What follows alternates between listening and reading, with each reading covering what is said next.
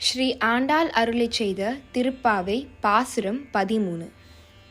புள்ளின் வாய்க்கீண்டானே புள்ளார கனே கிள்ளி கலைந்தானே கீர்த்திமை பாடி போய் பிள்ளைகள் எல்லாரும் பாவை கலம்புகார் வெள்ளி எழுந்து வியாழன் உறங்கிற்று புள்ளும் சிலம்பின கான் போதரி கண்ணினாய் குள்ள குளிர குடைந்து நீராடாதே பள்ளி கிடத்தியோ பாவை நீ நன்னாளா கள்ளம் தவிர்ந்து கலந்தேலோரெம்பவாய் கள்ளம் தவிர்ந்து கலந்தேலோரெம்பவாய்.